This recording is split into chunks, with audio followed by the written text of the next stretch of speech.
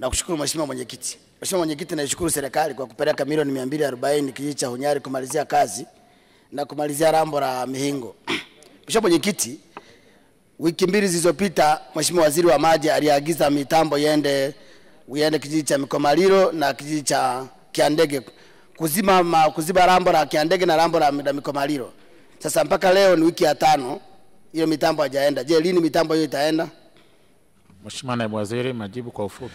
Mheshimiwa Mwenyekiti, napokea changamoto hii kutoka kwa Mheshimiwa Getele na kuona namna gani waziri wa fedha waziri wa maji ameagiza na halijatekelezwa. Natoka hapa na kwenda kufuatia utekelezaji wake wa maelekezo ya waziri wa maji. Asante sana Mheshimiwa Mwenyekiti.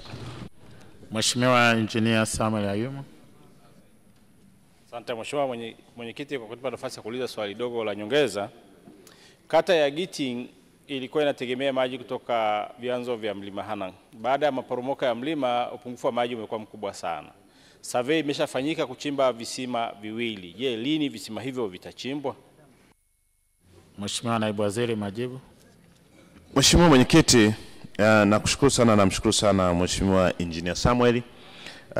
Nakumbuka pia tuliweza kutembelea katika maporomoko yale ya Hanang na tuliona namna gani miundombinu ilivyokuwa imeharibiwa, lakini serikali iliwekeza fedha pale kurejesha ile miundombinu, lakini pia na kutengeneza njia mbadala ya kupata huduma maji. Lakini katika hivi visima viwili ambavyo Mheshimiwa Mbunge amevitaja, naomba nivipokee kwa ajili ya ufuatiliaji, tuone kwamba vinaweza kuanza kuchimbwa lini. Lakini natambua kwamba Wizara ya Maji kupitia bajeti yake ambayo tumeipitisha 25-26 inaenda kutatua changamoto ya maeneo ambayo hayana maji kutokana na miradi mikubwa kutopita. Sasa tunaenda kuchimba visima katika vijiji vingi ambavyo vitakuwa vijapitiwa. Nimtoe hofu na hivi vijiji viwili vitakuwa sehemu ya utekelezaji wa mradi hiyo ya uchimbaji wa visima. Asante sana Mheshimiwa Mwenyekiti. Mheshimiwa Neema. Asante Mheshimiwa Mwenyekiti. Hivi karibuni tumeona miradi mikubwa sana ya maji mbali kutoka katika vyanzo vya maji kama maziwa Victoria na Lake Tanganyika. Lakini maeneo ambayo yako karibu na maziwa au vyanzo hivyo hayana maji. Je, ni lini serikali sasa itabadilisha sera hiyo ili maeneo ambayo karibu na hivi vyanzo vya maji yapate maji? Mheshimiwa Naibu Waziri, majibu. Mheshimiwa Mwenyekiti, nakushukuru sana, namshukuru sana kakaangu Kajege, na yeye anatoka kanda ya Ziwa, yuko karibu na Ziwa Victoria. Naamini kabisa kwamba anatamani pia kwamba maji yaweze kumfikia. Sera ya serikali ni kuhakikisha kwamba vyanzo vyetu vya uhakika ni maziwa, mito, na mara nyingine tunachimba lakini na maji chini ya ardhi kwa kuchimba visima.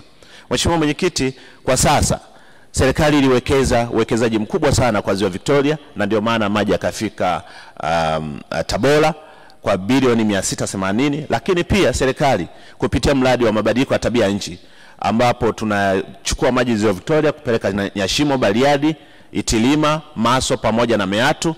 Huo ni mkakati wa serikali kuendelea kuwekeza. Lakini pia sasa tunafanya feasibility study na detail design kwa ajili ya matumizi ya Ziwa Tanganyika kwa mikoa ya Kigoma, Katavi na Rukwa.